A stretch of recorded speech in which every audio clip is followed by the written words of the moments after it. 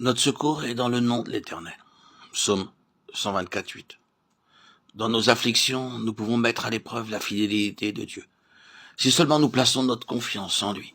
Pourtant, dans notre sottise, nous comptons sur la force, la sagesse et les talents qui nous sont propres, de sorte que nous sommes vaincus.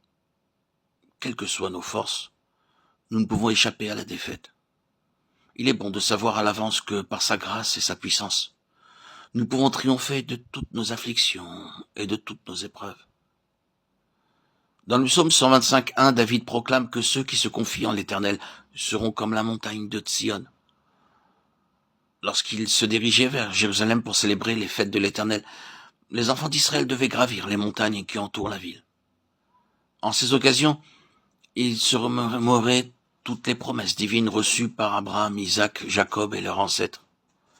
Au commencement de leur voyage, ils éprouvaient, il est vrai, de la crainte à l'idée de se rendre à la maison de Dieu, car ils étaient conscients d'avoir désobéi, de s'être éloignés de lui. Aussi se demandaient-ils comment ils pourraient approcher sa sainte présence. Ils espéraient qu'il leur pardonnerait s'ils lui rappelaient son alliance et ses promesses, et que mon peuple qui est appelé de mon nom s'humilie et prie et cherche ma face, et revienne de ses mauvaises voies. Moi aussi j'écouterai des cieux, et je pardonnerai leurs péchés, et je guérirai leur pays. Maintenant mes yeux seront ouverts et mes oreilles attentives à la prière qu'on fera de ce lieu. 2 Chroniques 7, 14, 15. Ils savaient que, du fait de leurs péchés, de leur désobéissance, ils avaient perdu leur puissance et leur foi. Pourtant, à la vue des montagnes immuables de Jérusalem, leur vie intérieure était renouvelée. Ils se souvenaient que l'Éternel était un Dieu fidèle, qui gardait l'alliance. Ce qu'il leur restait à faire, c'était de revenir à lui, de tout leur cœur, avec la foi toute simple que ses promesses ne pouvaient manquer de s'accomplir. Ainsi que le déclare Malachie 3.6. L'Éternel ne varie pas. Même si eux, êtres humains, étaient devenus infidèles, s'étaient rebellés, l'avaient blessé et attristé. Il est un Dieu fidèle, prêt à pardonner, si nous nous humilions et confessons nos péchés devant lui. Deutéronome 7, 9. À cause de leurs péchés et de leur désobéissance, les Israélites furent persécutés et punis.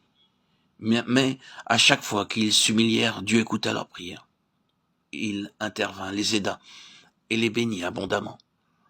Ainsi donc, si vous vous tournez vers lui avec une foi véritable, vous vous apercevrez que celui qui est un Dieu d'amour et de miséricorde ne vous renverra pas à vide.